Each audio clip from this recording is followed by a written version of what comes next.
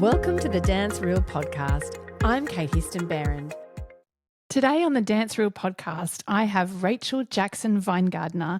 Rachel is an international dance judge, a freelance teacher, a Royal Academy of Dance examiner, and since 2021, she has been a member of the Board of Trustees for the Royal Academy of Dance. She has a master's in dance pedagogy specialising in classical ballet, which includes the training of students and teachers, specialising in longevity and well-being for teachers and the creative arts sector. Welcome, Rachel.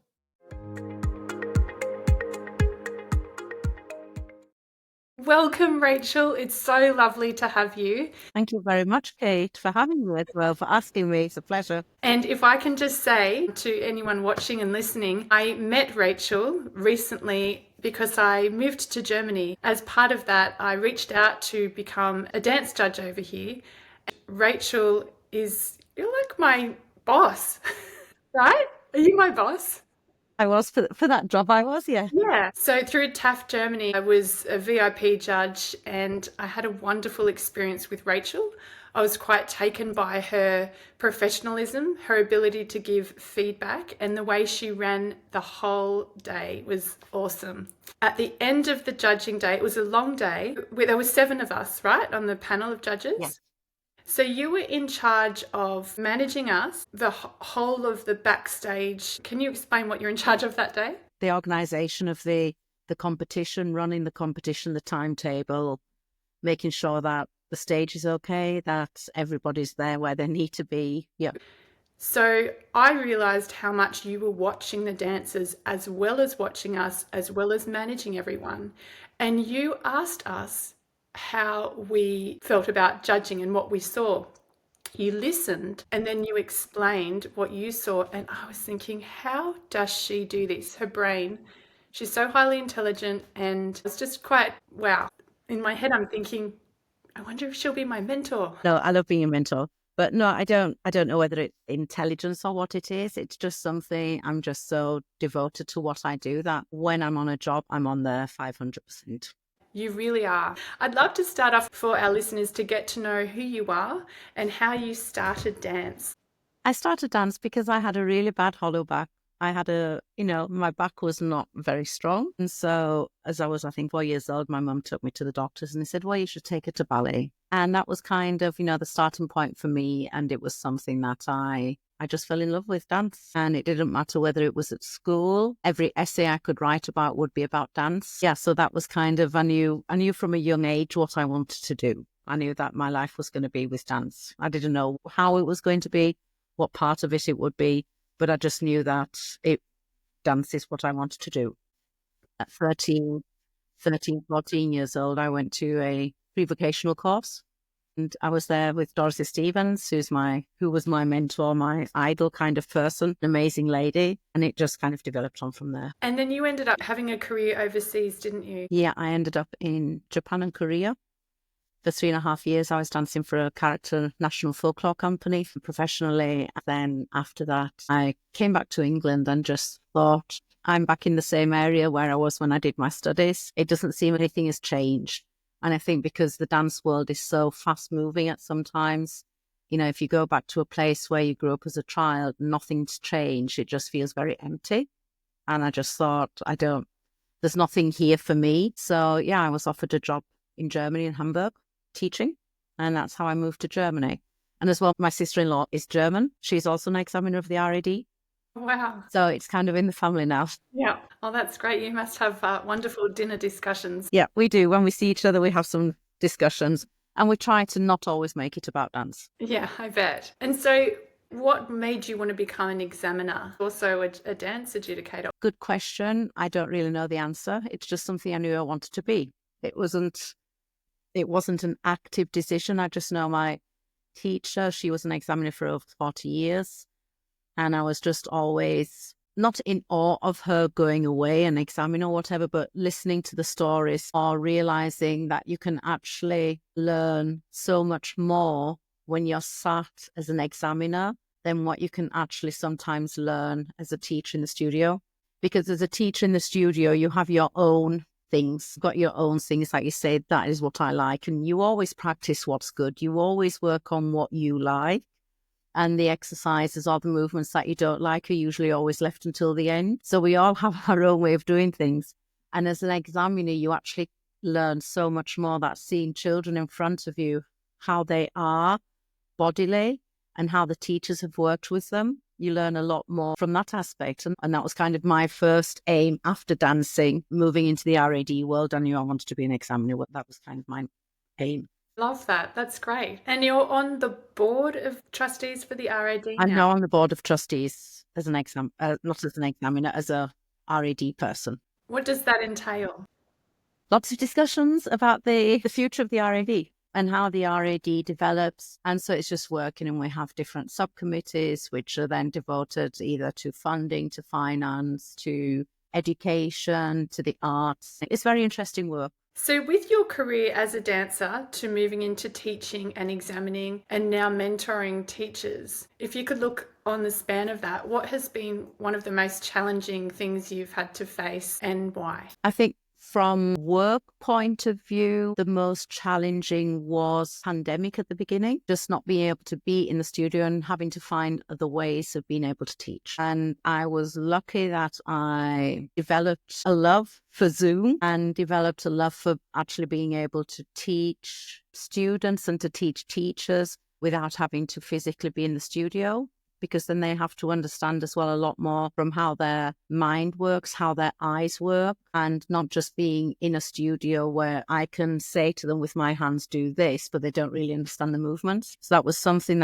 it was a big step to take, but it's one that I've taken and which I've actually, really enjoyed. I've been working with Advanced 2 students from the RAD syllabus online. They've been passing successfully. So it's something that can be done if your person on the other side of the screen is able to work in that fashion as well. That's something that is needed. I had a teacher training college for a long time, but due to ill health had to change. I've had problems with my knees for over 20 years. And so that kind of caused me to have to close down the college, where I then had luck that I was an examiner. So I knew that I could continue on my career in that sense. On that, with regards to career transition, has it been something where you've just gone, oh, well, this is life? The whole pivot thing in COVID, we use that term a lot. Are you good at doing that with change? I did have a big burnout in 2014, 2015. Which really did bring me down to the bare necessities of anything. And before that, I was a workaholic and I also had a lot of pressure. My burnout was with perfectionistic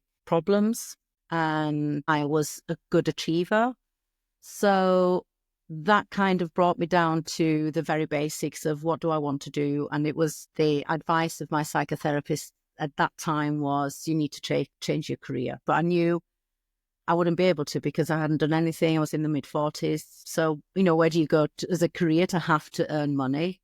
So I thought, okay, I'm going to have to find a way of working, which brings in my finances. I'm still doing something that I love, but taking away the perfection out of what I do. And that was a big step. That was a big learning curve. And that's so insightful, because there'd be so many teachers listening to this saying, I need to hear that because I'm stressed. So thanks for sharing that.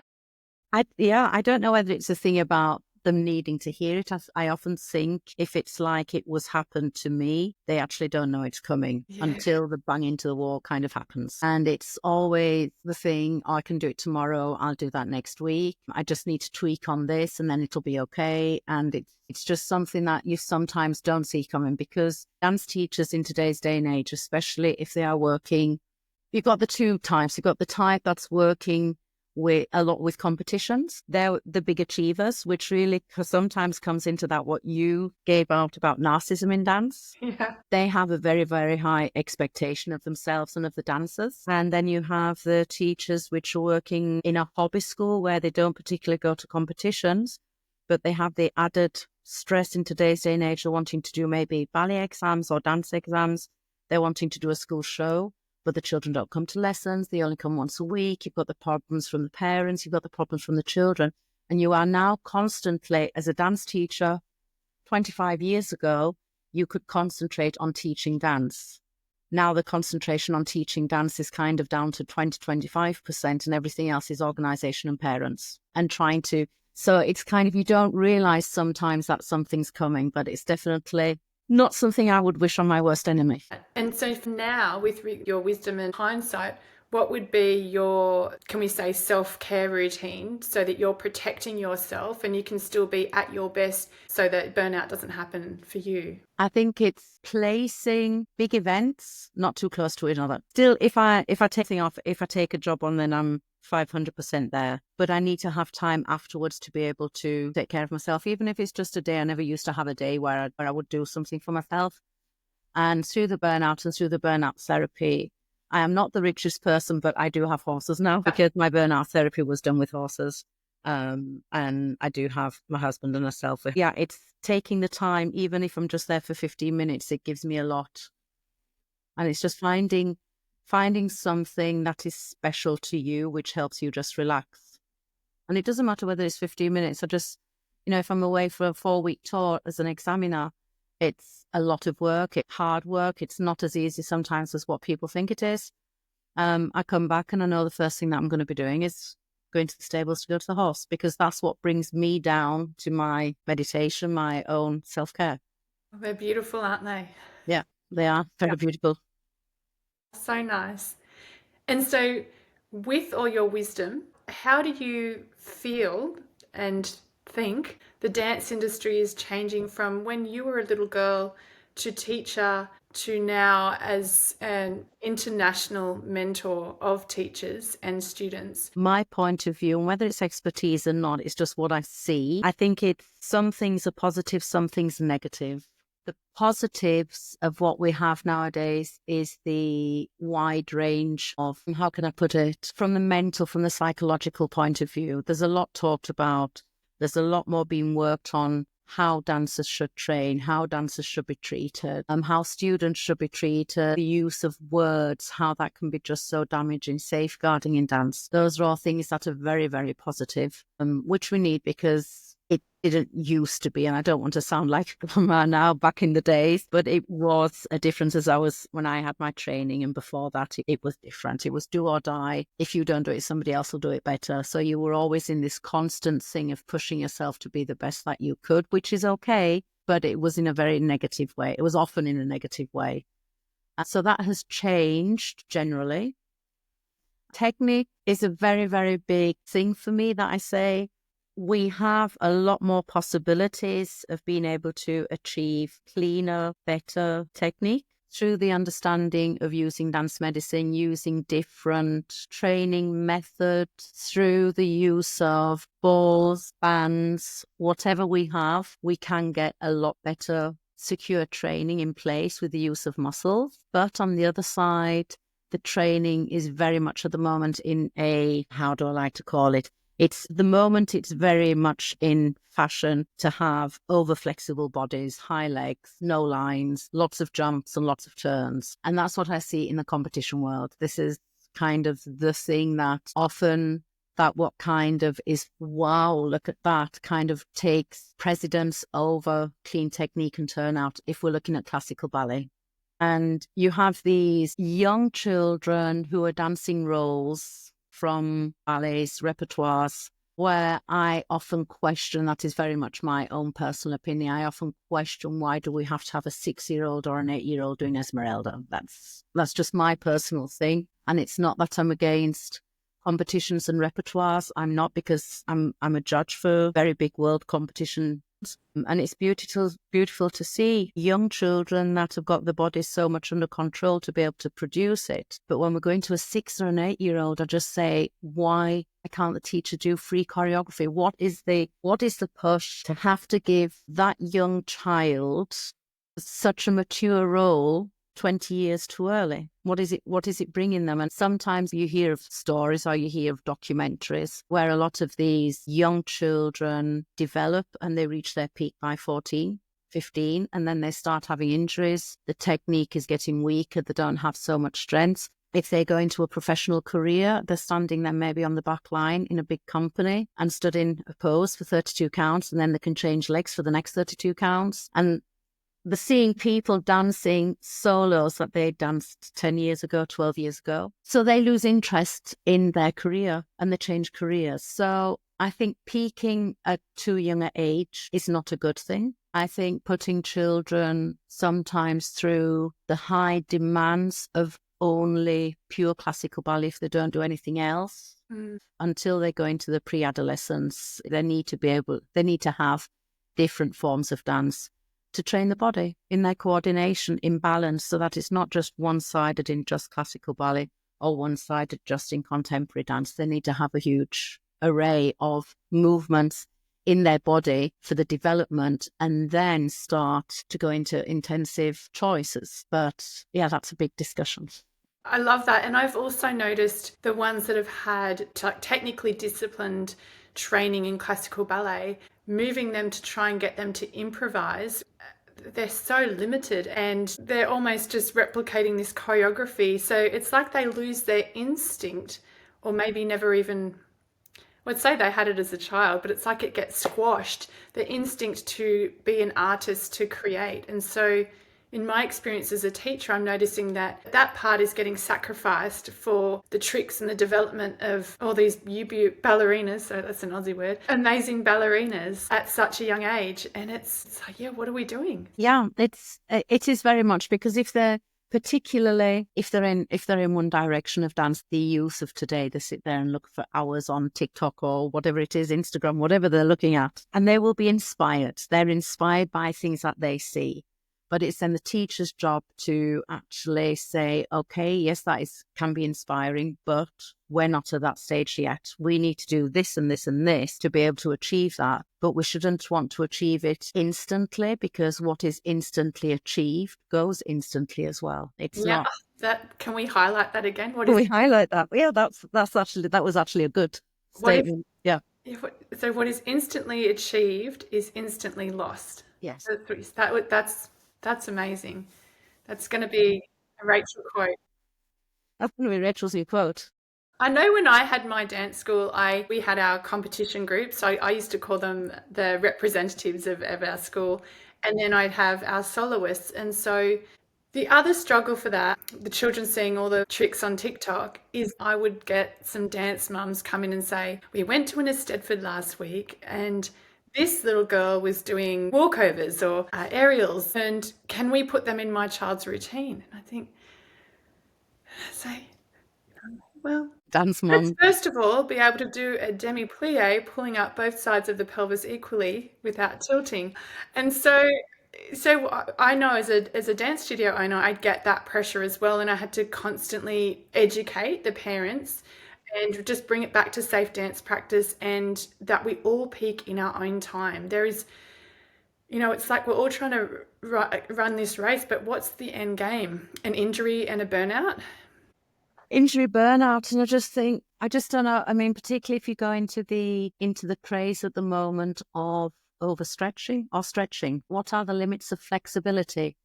Now, when I see a child sitting in splits with the front foot on 3 or 4 blocks and the back foot on 3 or 4 blocks, and then she's kind of trying to sit there in between. Those injuries aren't going to come now. They're going to be there in 30, 40 years, because the bones, many things are just being overpushed.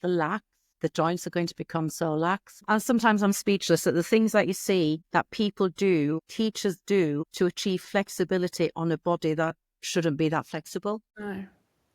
Some bodies are flexible like that. Some bodies can achieve some form of flexibility.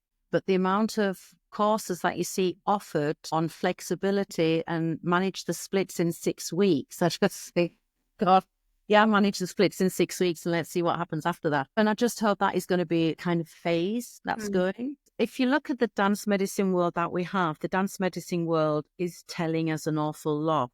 And the advancement in dance medicine in the last 20 years is absolutely huge. Now, the advancement of teaching with the different information that comes out of that research of dance medicine isn't improving as much, isn't improving as quick. Yeah. Still on the old ways of stretch, push, and not using things that comes out of research to be able to achieve a stronger, flexible body, which doesn't need to be, you see sometimes pictures which are kind of, they've got thousands and thousands of likes, and you can see this S-spine leg with this curved foot, which for me personally, I don't think is a beautiful line. But then that person who achieves that or wants to have that type of line and goes into flexibility, stretching programs to try and get more overstretch, those types of feet are the most highly risked feet that you can have. So teachers are training people to go into the high risk areas of overstretching. Why? Because they might win a competition. I don't know. So it's almost like this industry revamp needs to take place, and it kind of has to start with the teachers and the parents supporting that. So educating the teachers with conversations like this, and teachers also looking at, am I doing this so that my group can win first place? You know, that's a cherry on top, right? But the primary aim should be about how can I develop this student, all students, with safe dance practice and sound mental and emotional development as well. Exactly. You've put that very well, Kate. Because even this morning, I was asked from a teacher who would like to go into the dance competition world. She went last year and she said, I just couldn't understand where marks were being given or why it was this or that. And what do I want to do that to my students? And it was the discussion as to whether someone will, want to go to competitions and will they be happy not achieving first place because they don't have the high legs. And sometimes, and I just said to her, a lot of it depends as well on the training of the adjudicators. If the adjudicators aren't really trained and they're just thrown into marking at a competition, being a judge for this or just looking at that, and then they might be awed by 6 pirouettes or poités, which change then direction with their eyes. They might be awed by that. They might be awed by pirouettes, 6 pirouettes on a bent leg. They might think it's wonderful because they might not be fully trained in that genre that they're actually adjudicating. So it's trying to find, it's trying to talk to those teachers to say sometimes you have to be strong enough in yourself to be able to talk to your dancers that go to the competitions and say, these are my views. This is what I am an advocate for. I want good, I want neat, I want tidy. We train twice a week. This is what you might achieve. This is what, we can look for achieving.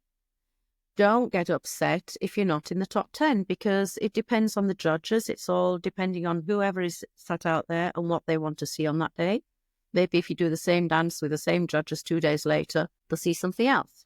But she said she was kind of really thinking, how do I want to go into this dance world, which sometimes is very aggressive backstage still. Such a shame. But she said, then the dancers at the same time, her students, they see what's happening out there through social media and they want to be a part of it. So it's trying to find the happy medium. What can I do? Yeah, to be able to go to such competitions, to be able to make it a positive.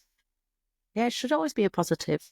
Yeah, I know when I had my school, one thing I used to do is when the students signed up to be a part of the performance group, I made them all sign a contract and the parents had to read about positive sportsmanship behaviour, what our expectations are, what the outcome is, because I definitely didn't want to have a school with any kind of a toxic culture. So it was about constantly educating and making sure that we are ethically doing the best we can. I remember in my early 20s, I had employed a younger teacher who all of a sudden I walked into class and she started talking about the dance school that had opened up down the road and how, well, we are going to beat them at the Eisteddfod. I pulled her aside and said, why are you talking about another dance school at all? And there was this whole languaging and she was younger and it was get that that's where she was coming from, but that's not how I had trained her. And so it's also about having a look at within yourself as a person, learning to understand and to cope with the feelings of perceived rejection or how to deal with losses. And it's a whole thing where the supporters, the parents, the teachers and the community need to all be on board about this, using our emotional intelligence so that we can assist the younger generation to be able to cope with their own disappointments. And yes, you're allowed to feel upset if you don't get the place you want. But it's how you cope with that feeling of process it and then giving really calm feedbacks. And even still seeing for me, I've seen many teachers side stage scold their students if they don't win or talk badly about the adjudicator. And it's like, look at what mentor you're being to your students. You're actually only encouraging this, I don't know, I'm a bit over the word, but I'm going to use it, toxic behavior. So yeah, it's a whole... It is very interesting. I mean, even, as a judge, doesn't matter what competition it is, roughly if you're stood at the side of the stage, or you are going to the toilet, or you're walking through an area where there are a lot of students, and that school or that teacher hasn't been happy with the results from the judges, then you are the one. You are the one. And you can feel it. You know children, how they react to you, because children from nature, they aren't a negative person. No. But if you're going to the toilet and you stand next to somebody and a student looks at you as if she could kill you with the daggers in her eyes, then generally you know what kind of discussions have been taken. It's the judges, it's the adjudicators. They don't know what they're doing. They aren't trained. And it's not that maybe the dance that we did today or your performance today wasn't as good as somebody else, but it doesn't mean it was bad. It doesn't mean you danced badly. There was just somebody that did something better that was preferred. Yeah. And you're still worthy as a person, and the world's not ending. My first judging job was in Dubbo. Greatest Stepford, High Dubbo. Went to the bathroom and we had big sections, like 26 in I think it was a jazz group from memory. And I was feeling really confident in what I was doing, very sound in my judging. I went to the bathroom and I'm sitting there and I heard someone say, I have no idea what she's thinking, that judge. And then I walked out and I was like, no, Kate, you knew this was going to happen. People disagree. This is what it is. So I walked out, just washed my hands, and you should have seen the face. I didn't know I was in there. Anyway, It was an experience for sure. It is. It is an experience, and you have to be, as an adjudicator, you have to know that these things can happen. That's why sometimes, because I know we have talked as we met, we talked about the adjudicators, how you work in Australia, and there's some lot of Americans as well, with the advice and how you give feedback and everything whilst adjudicating. And that's something that we don't really have here in Germany. As a child in England, to that extent of what it is done nowadays, we didn't have it in England as well. So it's very much, yes, the adjudicators. I think it's really interesting to see the adjudicator's point of view, if they've been trained to give feedback. Yeah. Or when they haven't been trained to give feedback, but they're a VIP judge and they just say anything. And that can be so damaging.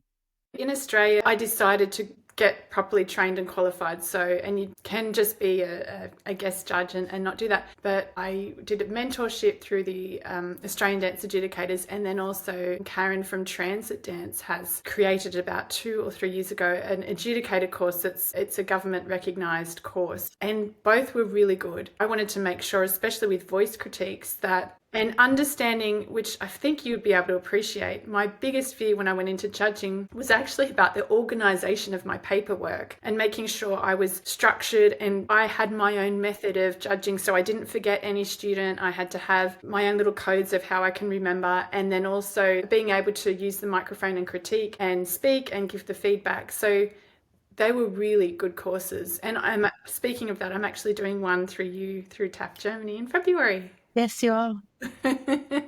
Without the comments, because you don't have the use of comments in German, they're just not used. No, but your judging system, which you taught me before I was the VIP judge in Mal, is that right? Is that how I pronounce it? I'm very scared of pronouncing German things. I'm still learning to sprechen Sie Deutsch. Sprechen Sie Deutsch. Du sprichst Deutsch, ja.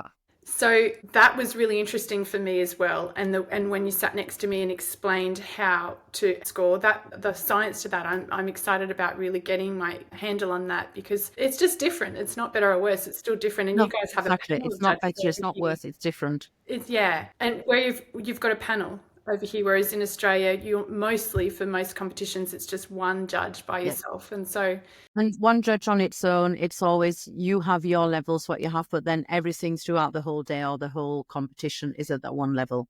Now, if you have a panel of judges, pending 5 judges, 7 judges, sometimes we have 9 judges if it's possible. And if you've got one judge giving a 2 and one judge giving a 10 out of 10, then you have a problem. Yeah. So, yes. No, judging, it's it's an art to itself. It's something that logically the best thing would be that every person who is an adjudicator on the whole world does a proper training program, because adjudicating is so seldom. Some adjudicators only adjudicate once a year because they don't have the possibility. And then if they're in a country where they've adjudicated in 2024, then they're not allowed to adjudicate in 2025 because it has to be different people. So, sometimes they're only adjudicating every 2 or 3 years, then you can't expect them to do a full training as a judge. And for example, my first competition, Dubbo, so they wouldn't have me back for 5 years. Yeah. And the surrounding areas wouldn't have me for 3 because the judge needs to see the new students so that there's no bias or there's no bias. Exactly. Yeah. Speaking of that, what is it that you would like dancers and teachers to know about judging, and can you elaborate on any of your approach? My approach is hopefully to always look at every aspect. And I think sometimes as a teacher or as a choreography, you get very much stuck into, the teachers get stuck into the technique, the choreographers get stuck in the choreography. So, and if you take a typical competition, if we take like a TAV Germany competition, we have 3 criteria, which is technique, choreography and image. If we take the Dance World Cup, they then have 4 criteria. We've got the artistry, the technique, we have the choreography and the image. So we've got 4 different criteria or 3 different criteria. So a dancer that comes on stage can perform something and they can have this absolutely amazing choreography which has been done for them. They can have shown this choreography with an image that really caught the audience. They had an amazing connection. They connected with other dancers on stage. It was just beautiful to watch. Technique really poor. Now, if I was just to give these 3 categories mark, I could say technique really, really poor, which is down to 3. Choreography that has been done is up to an 8. Performance, image, a 9. Okay, so I've had an 8 and a 9 and a 3. That is 20. Yeah. Can get somebody coming on stage who's got a teacher that is really, really technical. She's up there with a 9. Choreography, she can't choreograph. It's a poor choreography with a lot of repetition, with not very many highlights, no really creative things. She could be down to 3. And this is generally said, a very pure technical dancer will not be very emotional on stage. Yeah.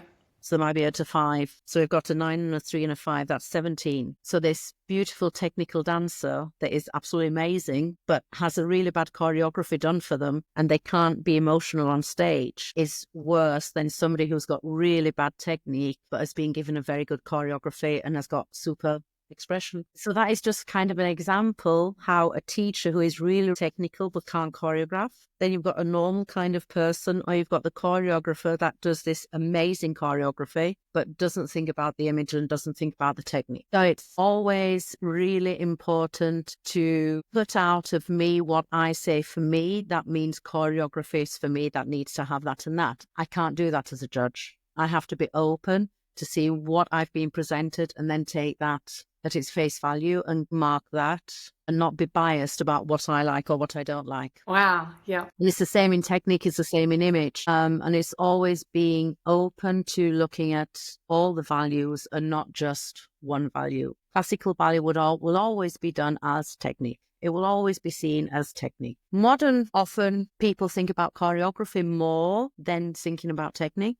In modern contemporary show, people think about the image. You'll have to explain what show is for the international audience, because I didn't know what it was when I moved to Germany. Okay, we have show dance from TAV and from IDO. Show dance in TAV Germany or with the International Dance Organization is you have a dance and it is genre free. So it doesn't have to be ballet, it doesn't have to be modern, it doesn't have to be jazz. It can be a form of dance within the performing arts. So you have your technique is whatever technique you're using. It has to be at a high level or low level. You've got your composition, you've got the image, and then you have a special 4th value, and that's show dance value.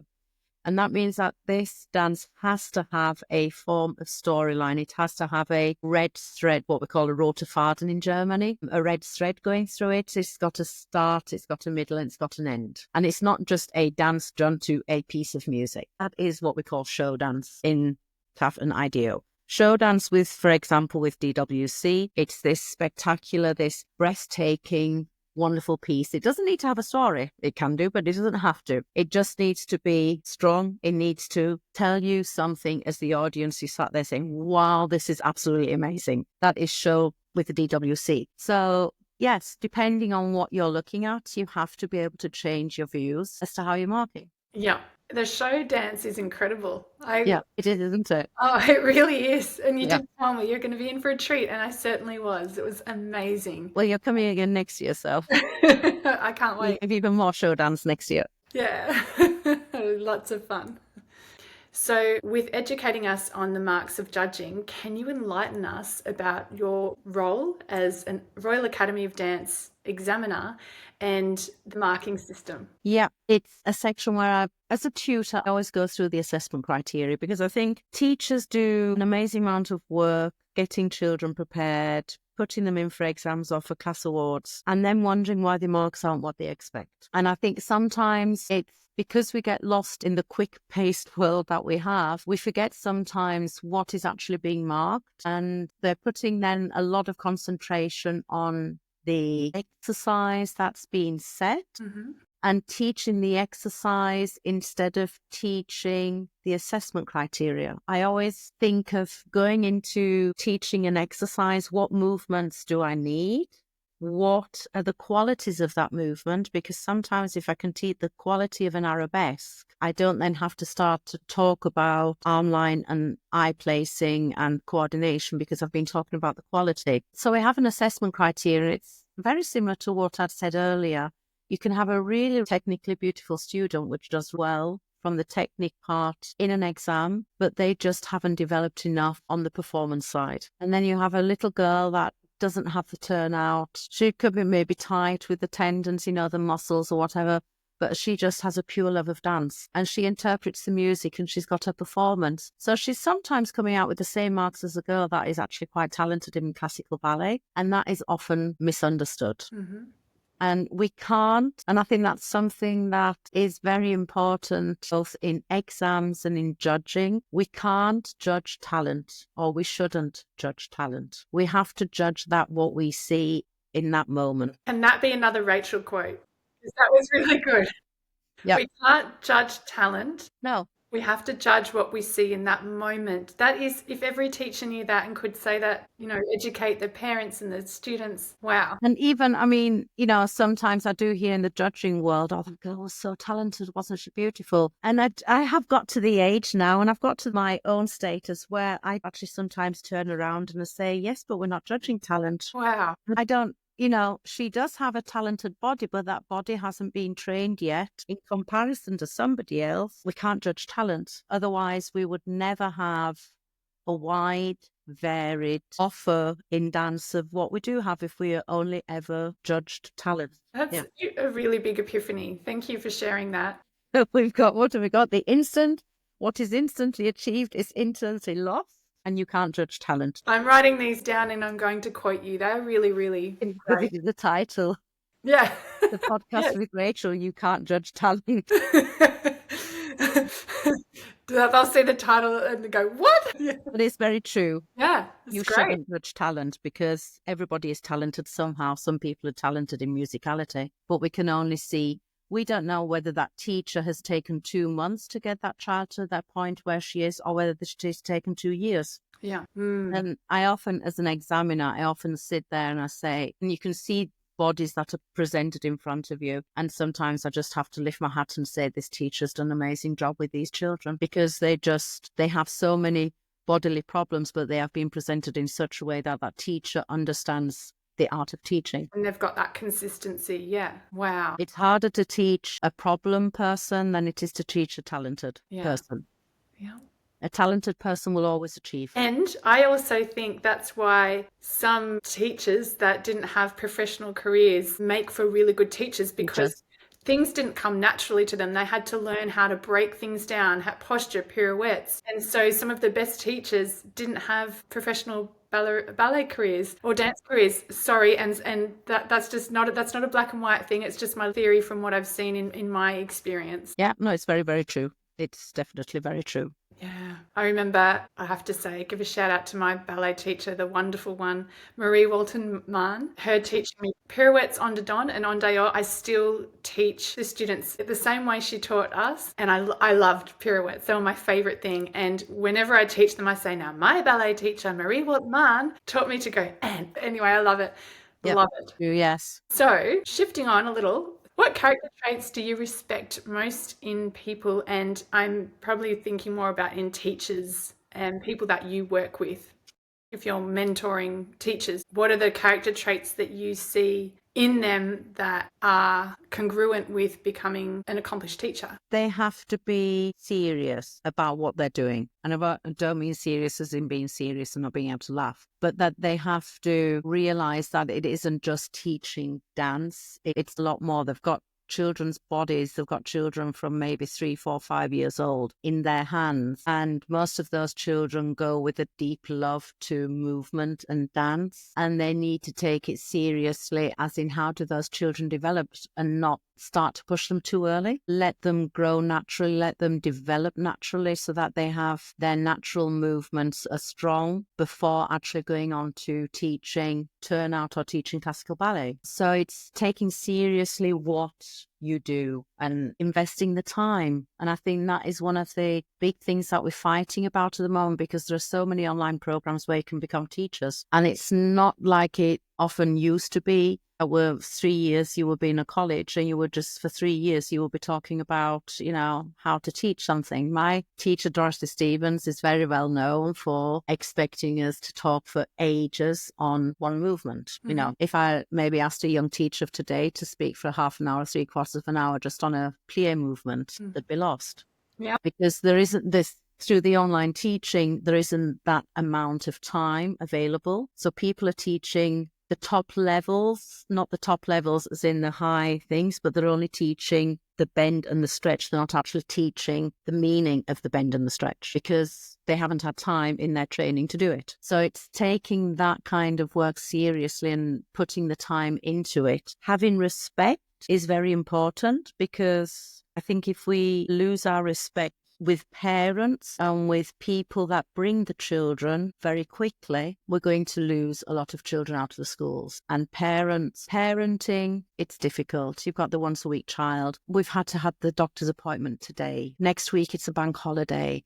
The week after, we're going to have to go to the doctors again. So you might see that child once in 4 weeks. And it's being having the respect and being able to say, this is what we need for that child to, it's not all putting everything on a sugar-coated plate and saying, oh, it's okay, she can still stay in the group. Sometimes you do have to, for the good for the child, see how can that child develop, and not through the wishes of the mum or the dad or whatever, what's happening. So that's also a very important trait, that they respect the children, that they respect the parents, and they respect themselves. Because if they don't have their own self-respect of what do I want to achieve in my ballet school? And would you say as well respect for the art form, but it could be soccer, it could be cricket, because ultimately it's about creating a discipline, a structure, a routine that tells the child you and what you're doing is more important than a video game, than social media, so they're developing the brain. As Lily put, Kate, we can give them a lot of things that are going to help them in their own life. 100%, yeah.